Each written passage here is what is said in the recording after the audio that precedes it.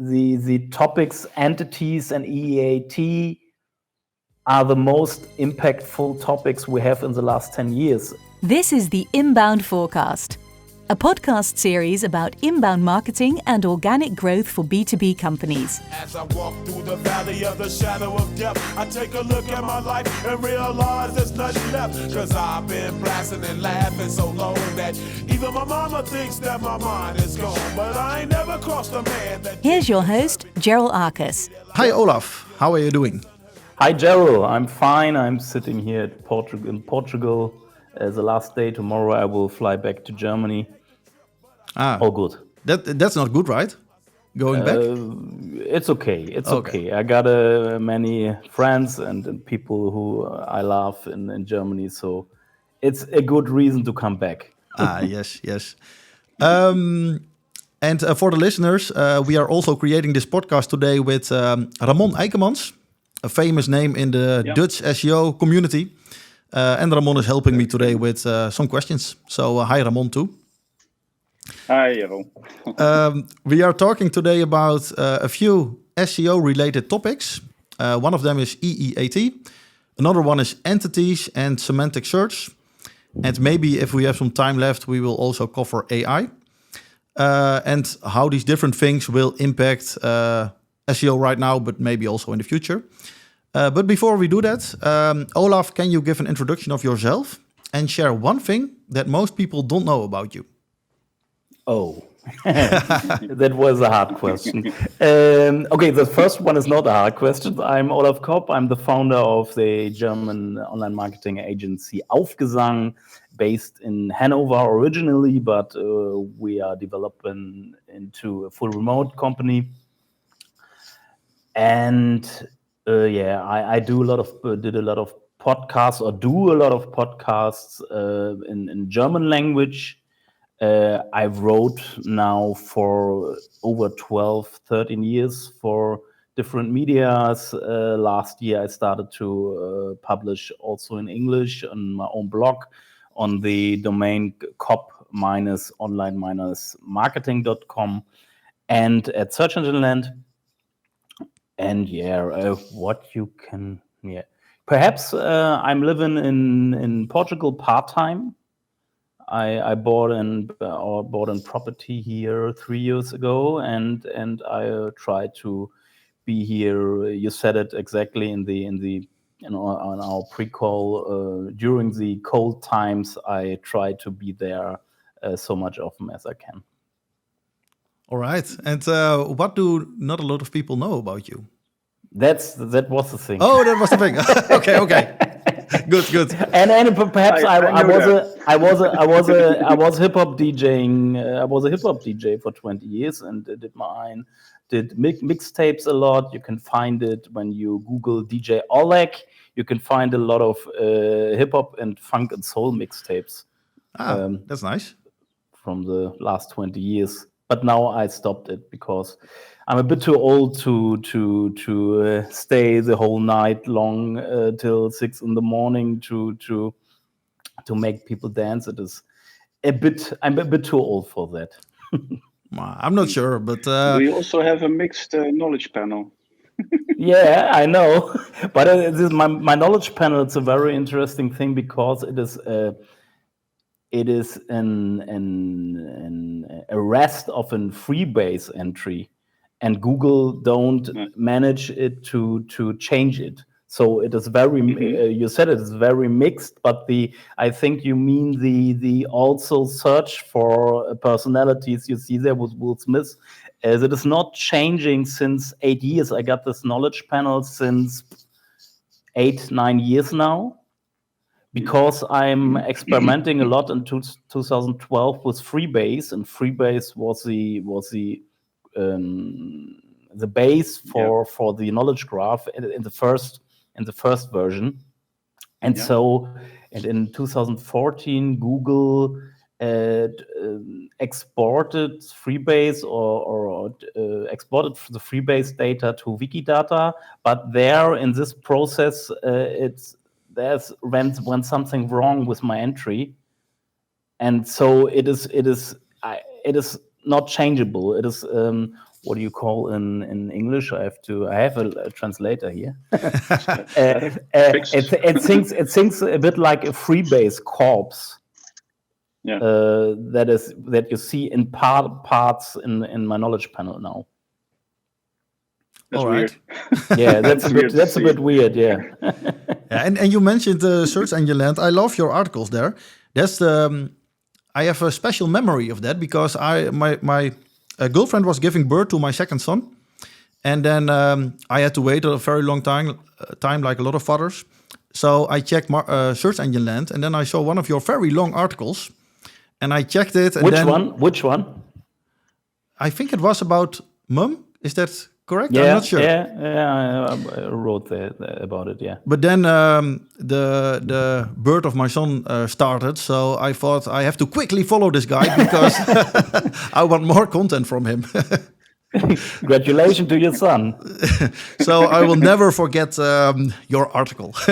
Okay. And when I read it, I think we can start with the first topic: entities and semantic search.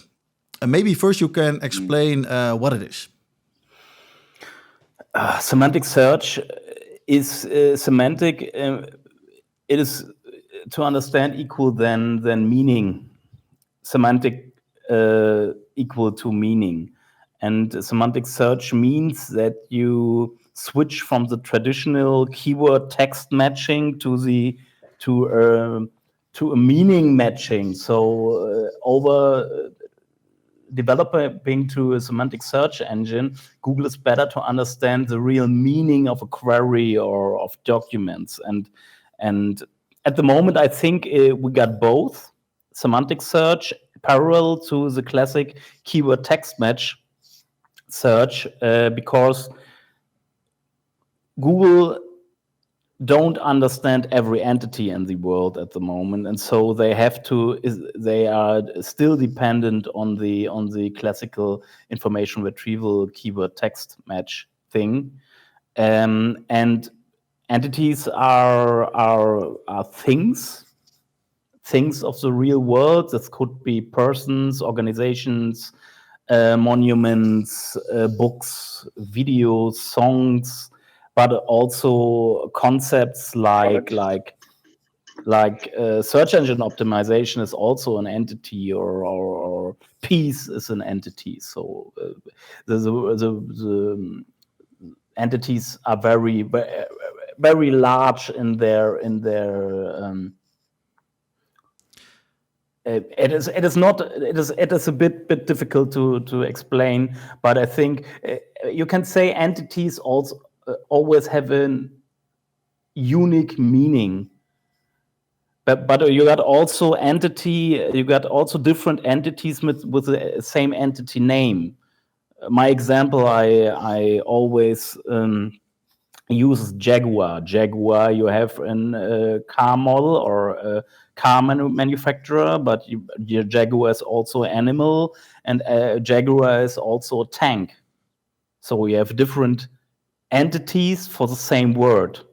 And when Google introduced semantic search in 2013 with Hummingbird, they said a claim was from strings to things. So that explained this switch from the keyword text matching to the entity-based search, and more to understand more of the meaning. But you said 2013 was it with Hummingbird? 2013 was the introduction of Hummingbird. Yeah. Yeah. So that's 10 years ago, and you said we still have the strings part is still a part of the algorithm of Google. Yeah. Because they don't understand entities well enough. Do you think that's going to change in the short term?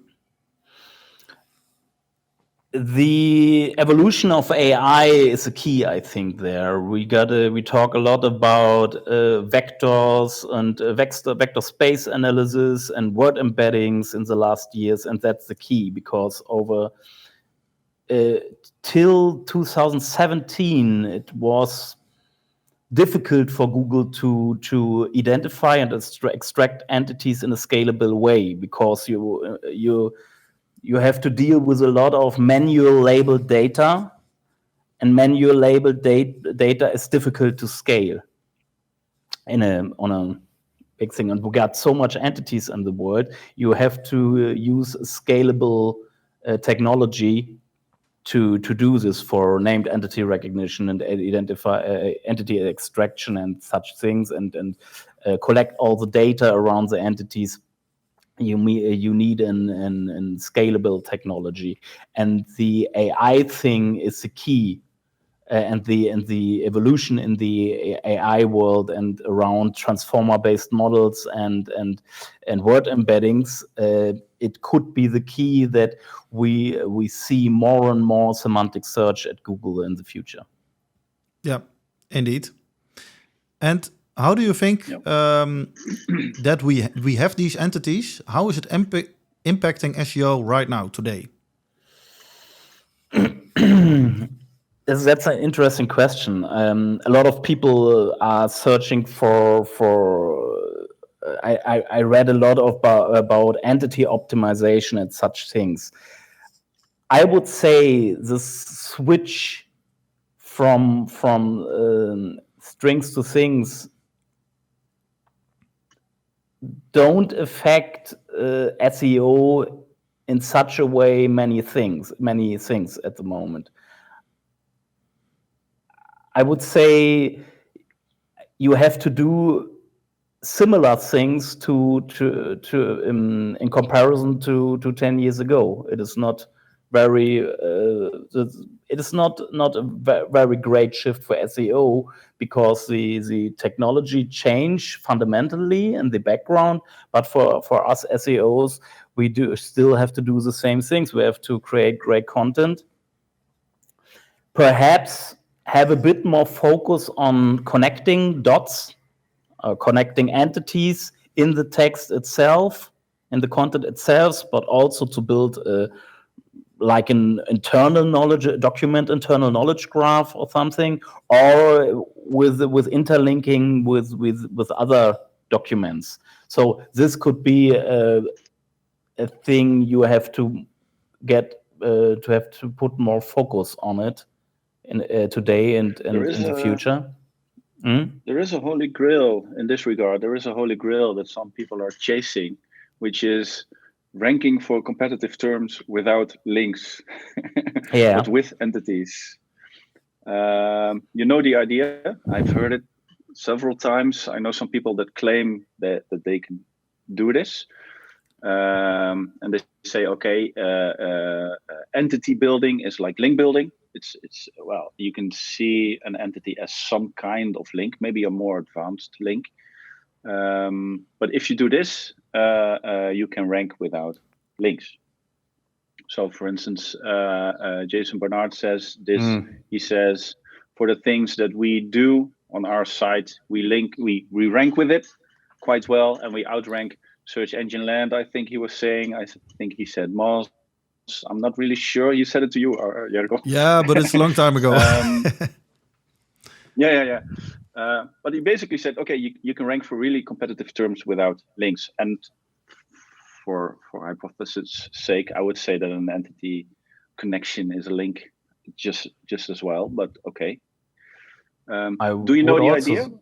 I know the idea, yeah, but I'm not a friend of general answers. We know all that the evaluation on a keyword level is very different. You got some different weights for different factors per keyword. And so I think a general answer, you can rank for competitive keywords without links. Yes and no. But it depends on the keyword. When you have a keyword where the weight on the factor links is very high, you need links to rank in the top positions.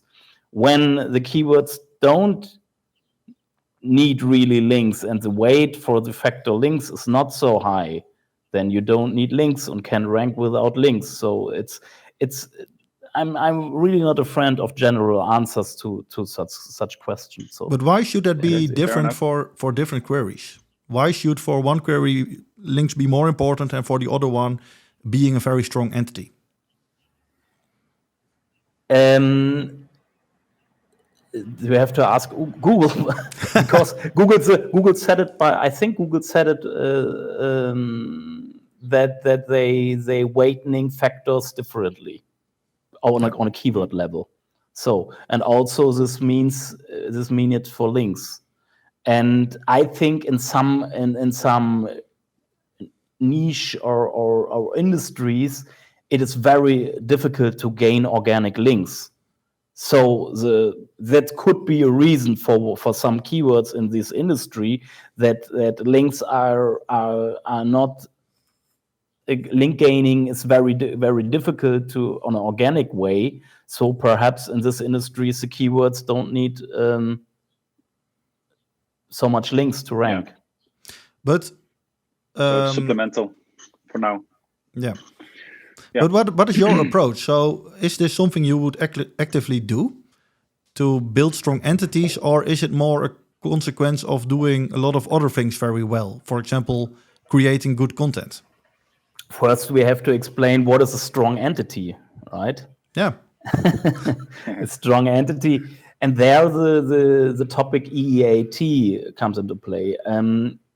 Google, the entity concept is also the foundation for EEAT, because you have to, you can EEAT have influence on a document level and on an entity level.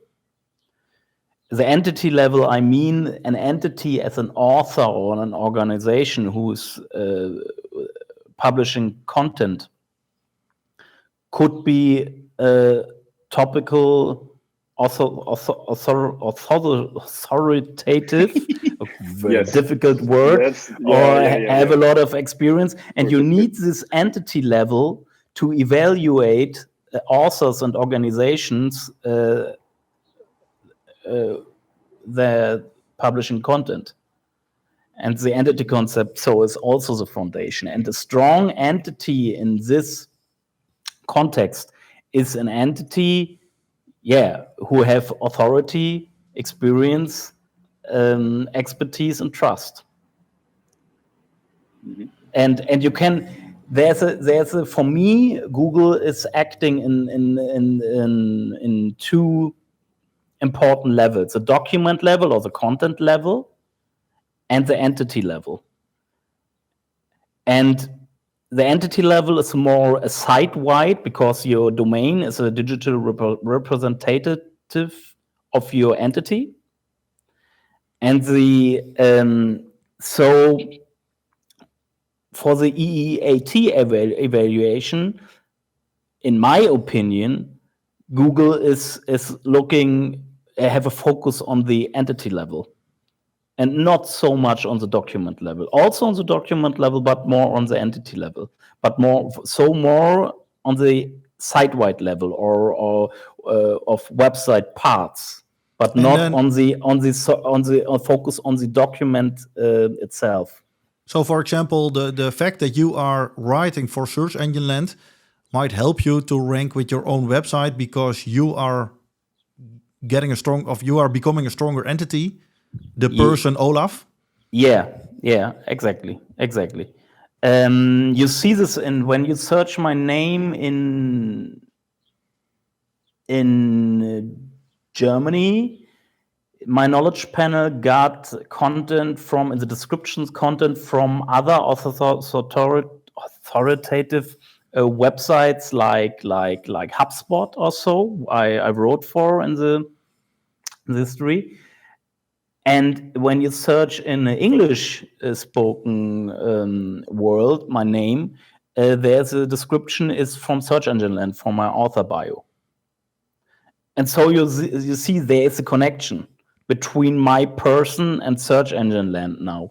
And so to the question of Ramon, links are also important. Links are part of EEAT.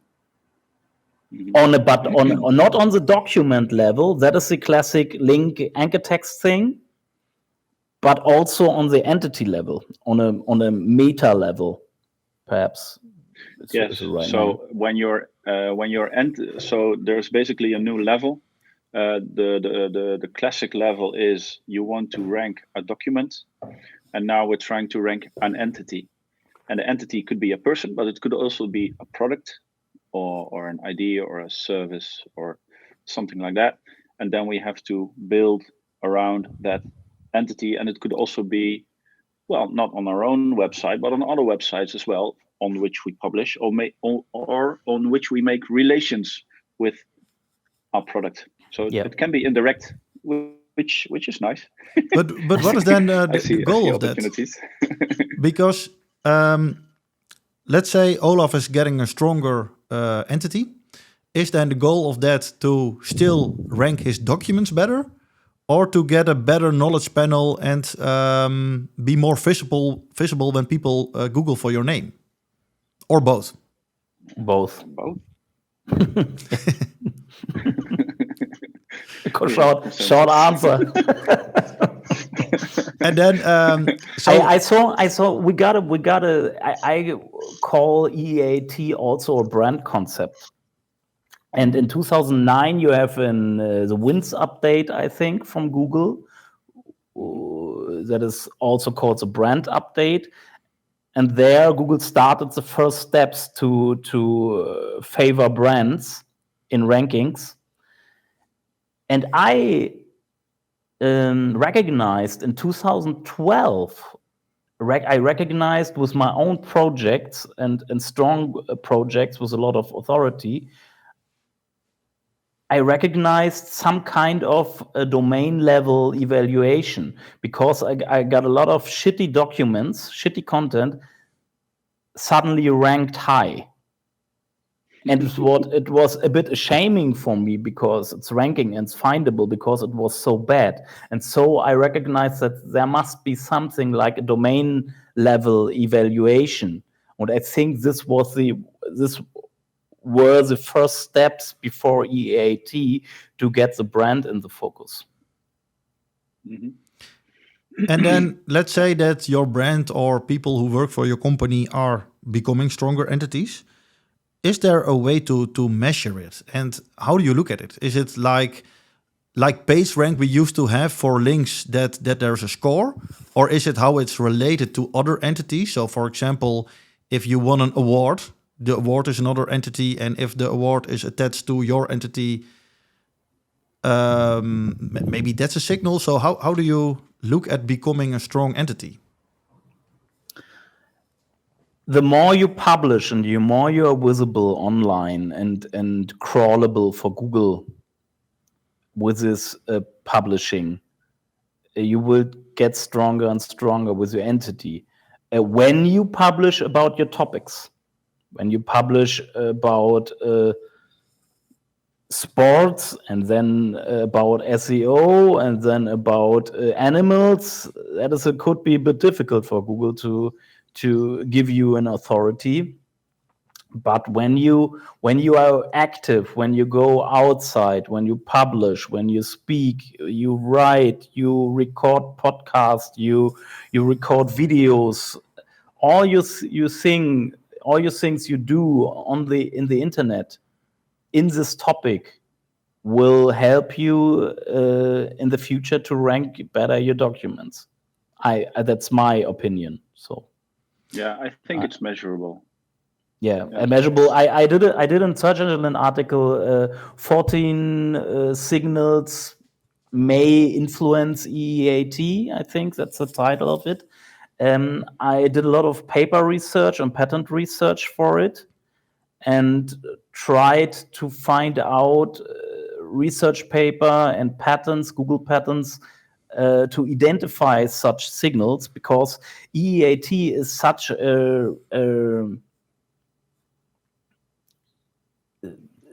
it's like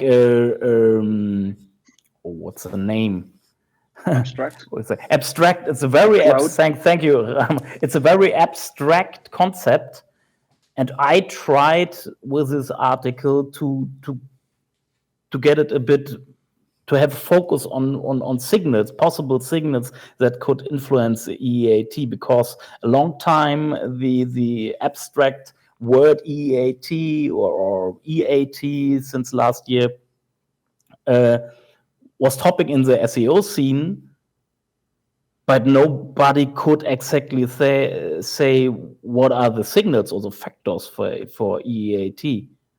How can Google evaluate EAT? There are some hints in the quality rater guidelines, but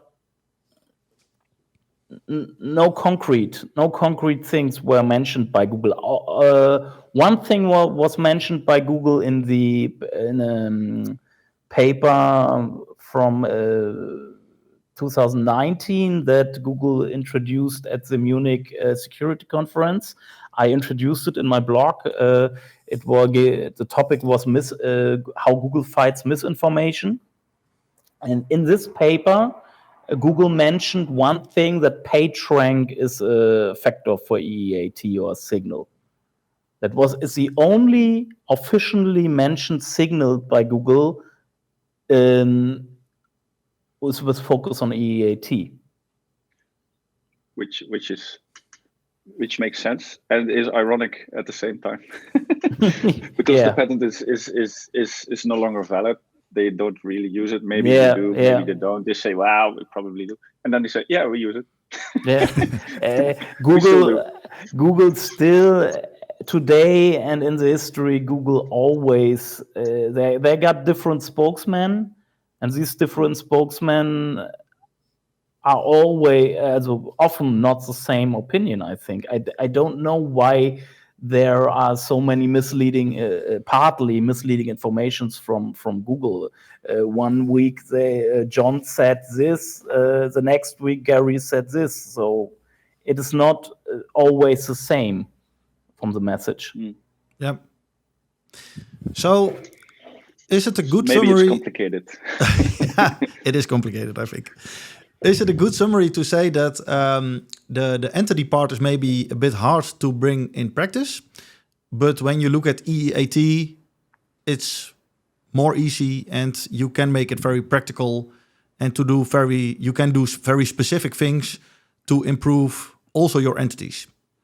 Entity optimization is a long-term thing. It is not tactical, it's strategical, and this is not the SEO. It's more marketing and PR. That is a difficult thing on this. When clients come to me and I see they don't do SEO till now, and I see that they have good rankings, instead of they don't do SEO in the past, it is a good sign, because I have to focus only on the document level, because it seems that they got organically and high EAT or a strong entity. Then I can focus on the document level, and that is a more easy way than focusing on the entity level, because the document level is a lot of tactical stuff. Who has short-term effect, and when you try to optimize an entity, it is a strategical long-term thing, and you have to wait perhaps years till you see something. And maybe that's one of the biggest changes in SEO, that good marketing is becoming more important, and that for I think a lot of the EAT things, that people who are very good at it aren't SEO people in a lot of cases. I know some marketers who know nothing about SEO, but I know they are very strong entities and are doing all the right things. And I think for SEO people, it might be harder to influence it, because we can change a lot of these things. You have to become a real authority and thought leader and brand and things like that. But it's our job to support that. So if we see entities inside an organization or something like that, and we know that there are signals that we can influence, if the contents are already there, so the authority is already there, we just have to show it. That is what we do. For example, I posted a LinkedIn post about the role of SEO that goes viral last year. around the world. So it shows that the topic is very hot. Yeah. We SEOs are more and more becoming an in-house consultant or more consultant for every unit, nearly every unit in the company, because they are SEO is so dependent from different units in the company. In the past, it was only IT and perhaps editorial. Now it is dependent of marketing, of PR, of product development. So much units influence SEO and they don't know it. So the SEO have to consult these people that they can have impact on their rankings of the company when they do something right. Perhaps when you start a TV campaign or a radio campaign or some other kind of offline marketing, you can focus on the brand to strengthen the brand, or you can focus the campaign on a brand plus topic message. So we can trigger search queries with topic and brand combinations, and not only the brand. When you do an image campaign, the brand search queries will increase in terms of search volume. When you do a topic brand campaign, the co-occurrences of topic and specific relevant keywords in the queries will increase. And so Google can get signals also over the queries that the brand is authoritative in some topics and the keywords related with this topic. Yeah, you could influence that. Yeah, but I think it's also hard from a Sure. KPI or goal perspective, because SEO people try to influence rankings and traffic and conversions and things like that. But when you are working on EAT, you have digital PR KPIs that you can look at and brand KPIs. Maybe it can influence conversion rates because people trust the brand more. And it's very hard to attach that to our work, the contribution that we make to those KPIs. So I think that's a hard part of it.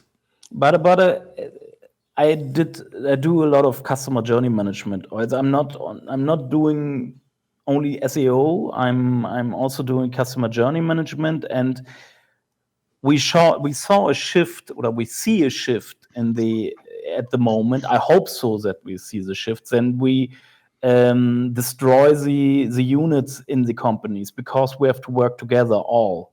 It is not only a SEO thing. It is better for all the communication and marketing. There is SEO part of. And in our customer journey management workshop, we bring together all the people from these different units to speak to each other and talk to each other, and together create a strategy for a better brand positioning. And brand positioning is directly affecting rankings over EEAT. Yeah. Sorry, Ramon, you go ahead. Oh, there was this nice saying by, I think it was Andrew Holland, who writes a lot on LinkedIn, interesting stuff. And he says, SEO is about being found once and then being searched for 3 or 4 times. And that's it in a nutshell, I would say. Yeah. Nice indeed. Now I forget what I wanted to say. All right.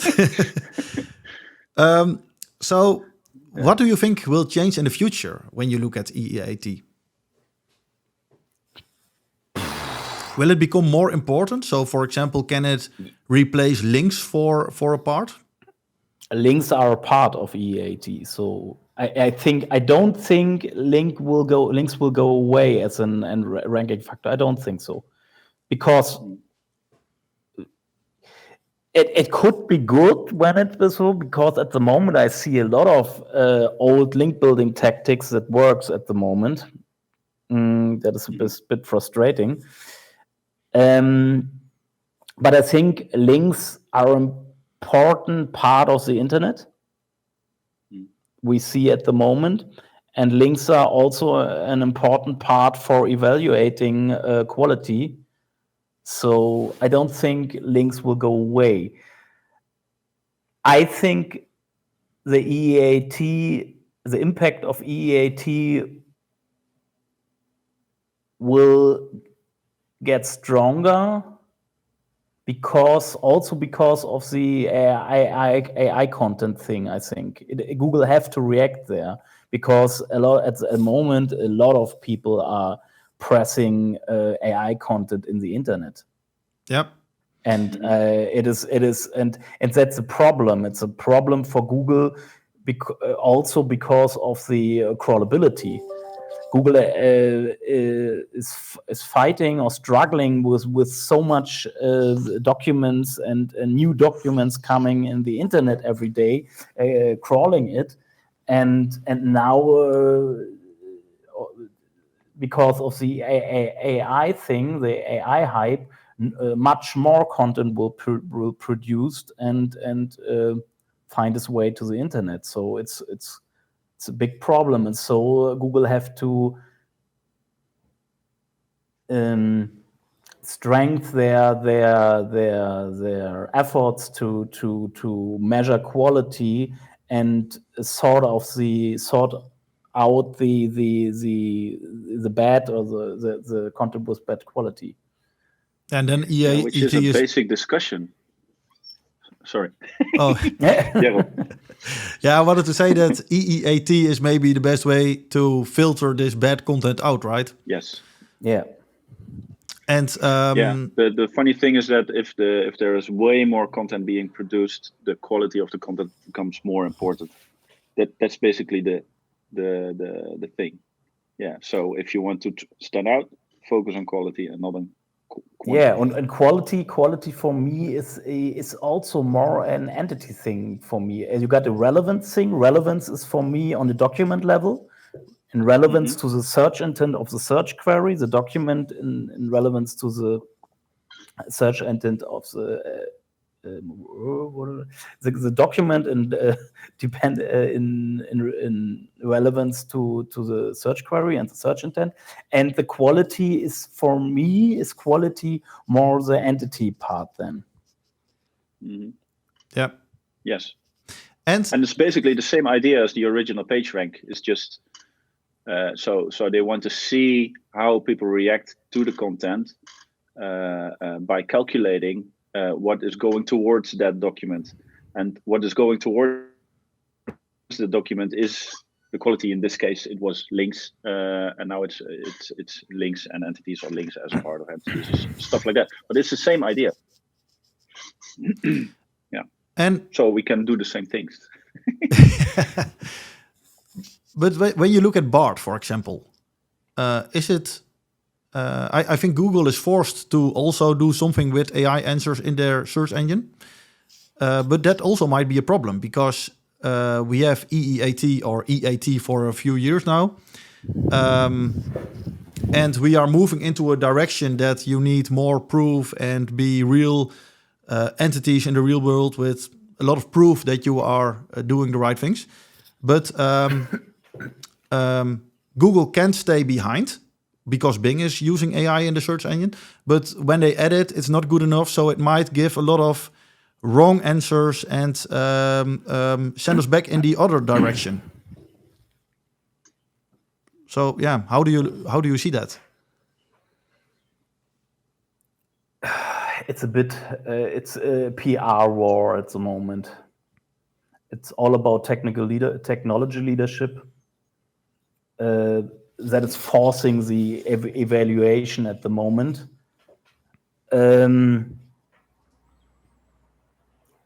That's it at the moment. AI will change a lot of things, but that we see this hype at the moment, I think it's a bit too early. because Microsoft started the war, and Google has to follow it because they don't want to lose their technology leadership. Yeah, because what will happen is that they will give, in a lot of cases, better answer that matches the user intent more, but also answers that don't have the proof that the answers they give right now have. That is written by real people that are an authority in their field and things like that. So yeah, bit too early, I think, but also maybe a big problem. But we will have to see. Yeah.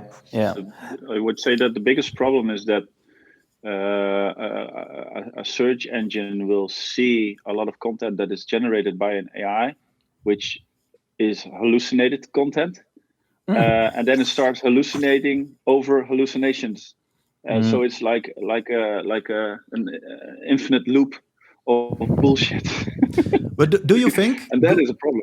Do you think Google can use EEAT when they are training their AI models? So, for example, they give more weight to content that has a good EEAT score and less weight to content that hasn't. So then I have to correct it because a lot of people will scream now. There is no, dependent on Google's statement, there is no EEAT score. So we have to.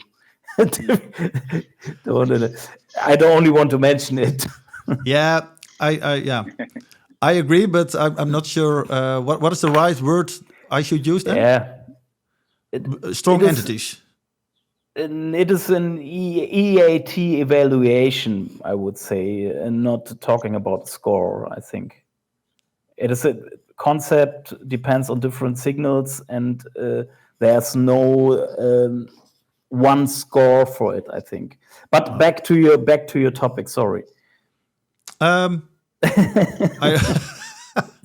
lost the topic again. Sorry. Well, it is an abstract topic.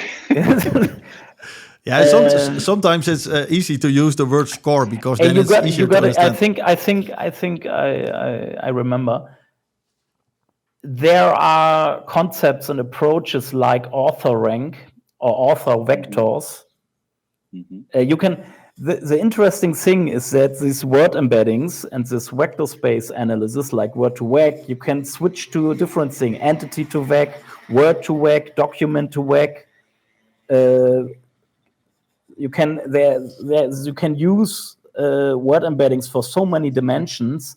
You can use it on an entity level, on a document level, on a word level, and over this technology, you can use it for so many different things, and also for an EAT evaluation or steps for an EAT evaluation.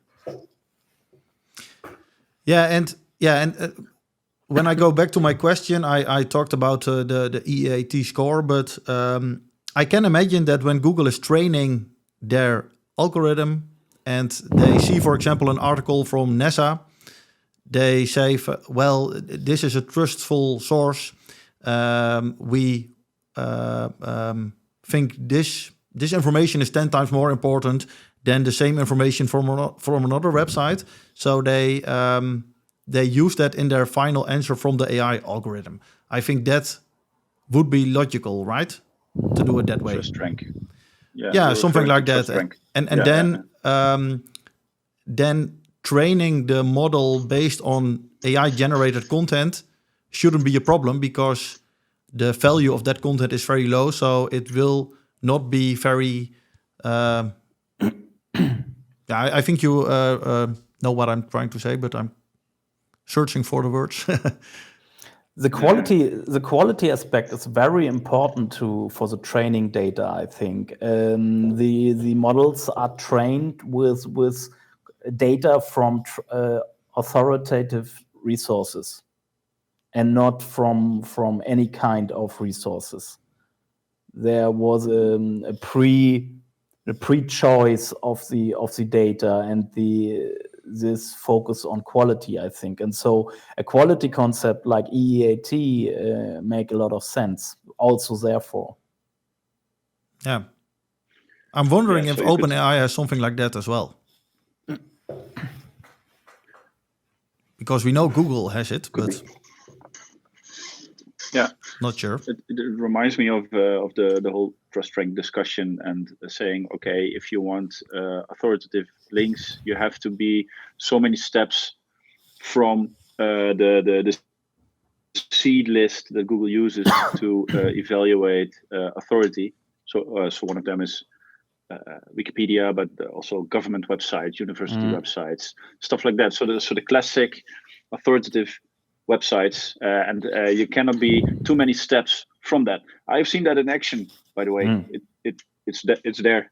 There's a research paper I introduced in my article I mentioned before about EAT signals. I mentioned the research paper which is focusing on that. You said, Ramon, the distance in the link graph, the distance in the link graph from the seed websites.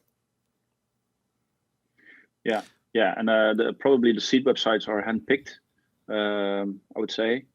That is an interesting question that we could discuss. I'm not sure if Google handpicked the seed sites or it goes automatically. I don't know. I'm not sure there. I have no opinion on that. But you, Ramon, you think it's handpicked?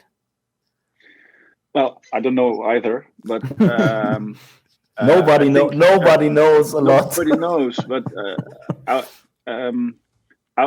would say that it makes sense that they were handpicked because you need to have some kind of guarantee that a machine doesn't go on an hallucination trip. Yeah. You manual label data. Yeah, that's at some point in the beginning. So it's the manual label would be the first mover, and the rest flows from that. I would say that makes sense, but I have no idea. Interesting. I heard a story that OpenAI. I talk a lot with a friend of mine who is a data scientist. He's programming machine learning algos and do a lot of word embedding stuff. And he told me a story that OpenAI is using cheap African people to label the data for to train the model. It is right. Yep. Yes, it's sickening. It's sickening. It really is. It's a bit confusing. We are in a world of algorithms and automation, and still people have to look at garbage data, look at garbage, and label millions of pieces of content for low money. So it damaged a lot of people, I think. I saw the article. I'm not sure if it was low money because I saw also an article about that for that country, it was good money. And you could compare it to what a teacher or somebody like that would earn. Yeah, okay. So it wasn't bad, but I'm not sure what to think about it because it's also something that needs to be happened before we can all use it. Well, it is an ethical discussion. Which might be a little bit out of scope for our thing, but I don't want to open the door. But it is a problem. I have a problem with that. Let's just put that out. It's a bit confusing. I don't think it's ethical. Let's focus on the other thing. We are dealing with algorithms and still have to put manual labels on millions of content pieces. That's a bit confusing for me, but okay. Yeah, it is strange. But I think that's also the reason why a lot of AI projects have failed because they didn't have this, and then people start using it, and the algorithm was there was racism and things like that in there. So because they did it, we can use it now like we use it.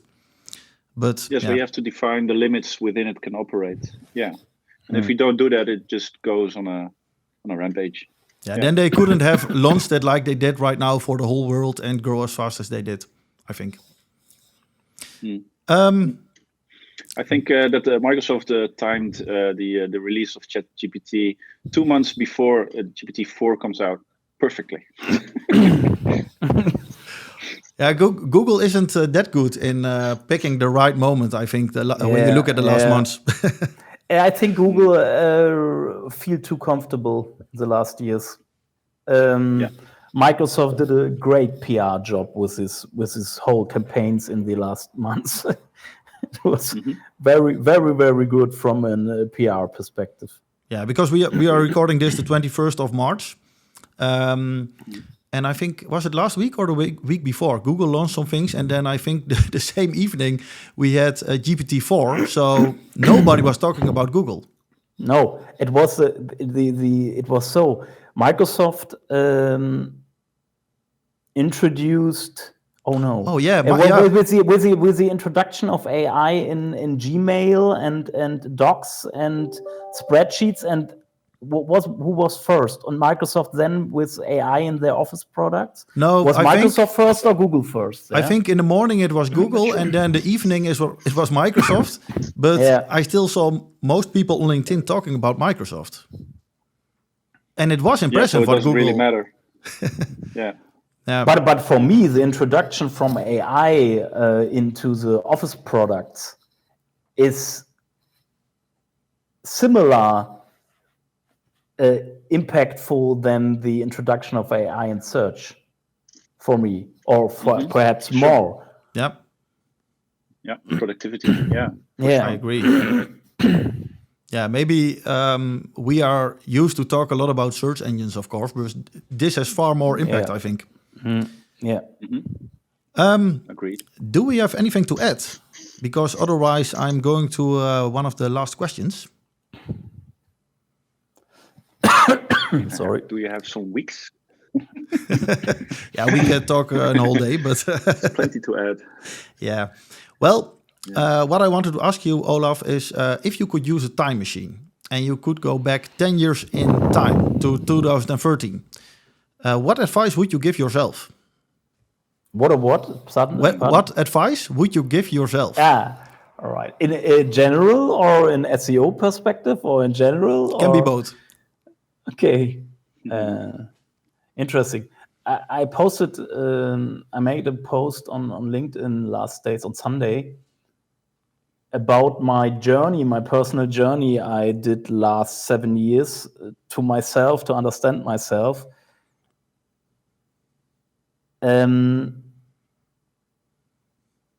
With this knowledge I gained about life in the last 7 years, I would appreciate to start back in 2014 because so I would do not a lot of mistakes I did in the last 7 years. When who's interested in these my learnings out of my last year's journey, then follow me at LinkedIn and read my post. Yep.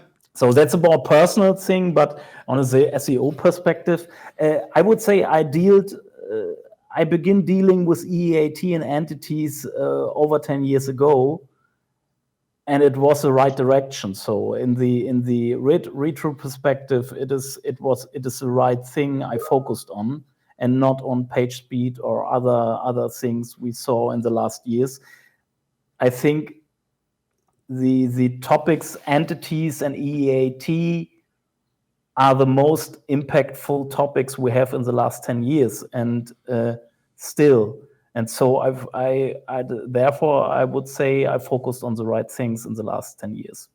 Yeah, so you don't, then you could just drink a beer with yourself and say that you are doing the right things already. Good job. We are ending this podcast with some music. That's a nice answer too. Yeah. Yes. We are ending this podcast with some music. You can pick a song with which we are going to end this podcast. Oh. And we are expecting hip-hop, I think, right now. Because I would choose, I'm not prepared for this question. I would say one of my best songs is an unknown Tupac song. It is only a B-side from a single, because so it is unknown. It is a song. Perhaps you will find it in the you find it at YouTube, or I think I will use Spotify. But if you have an MP3, you can email it to me. The best version of the song is not available on YouTube and Spotify. But Tupac Pain. Do you have the version that I can use? Because then you can maybe send it to me. I will send it to you, yeah. All right, great. Thanks a lot, Olaf. Very interesting stuff. And of course, you too, Ramon. Thank you, Ramon. Yep. Yes. Thank you. It was a nice talk. Thanks for listening to the Inbound4Cast. And don't forget to subscribe on YouTube or in your favorite podcast app.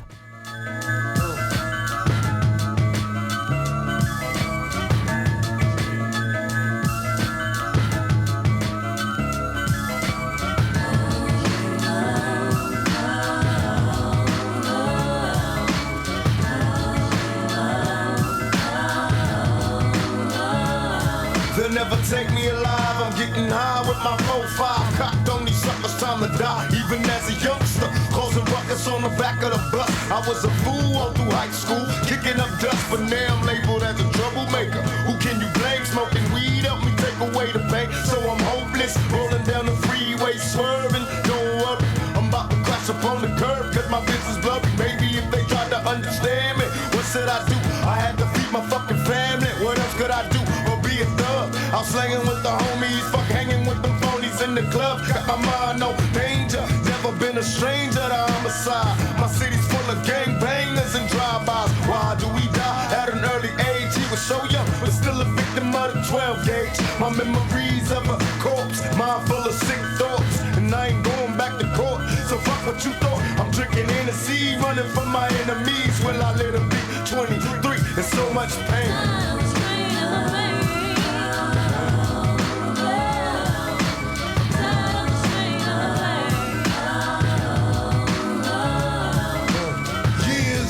Of that rough life, running crazy wild as a kid and growing tough with a knife and living tripe on the regular, walking out competitors. See a figure moving, chase them down like the fucking predator. Get in trouble every day in school, act a fool, and you know I had to break every rule. Showing off for the bitches cause I had the mad breath, so I had to watch my back when it was time to step. But my crime is the grimiest with love for me. Go pop pop, it's in the sucker up above for me. And yo, currency kept passing me by, but I didn't cry. Bro got hit off with a pack and started selling coke, and now the money's looking lovely. Hop the drop top and now the bitches wanna rub me. Kick them the game, it's all the same. I kick it back, yo, give them slack, yo, and now they label me the Mac, yo. People check it, get disrespected if you front on the bird, man. You heard, man, catch a couple shots from the Glock in my hand. Damn, at least I'm realistic with my biscuit. You know you get your ass twisted, so run for cover. Me and my man got a plan, kicking major done. So if you're old nigga, look for the gauge to bust. I like the pressure with the street fame. It's a deep game, and my mama always crying, yo, there's so much pain.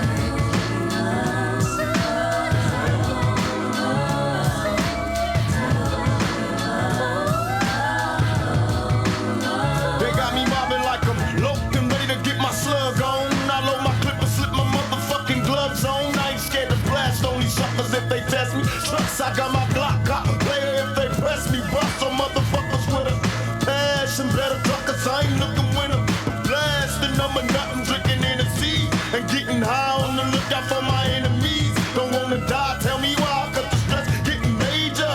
A buck 50 across the face with my razor. What can I do but be a thug until I'm dead and gone?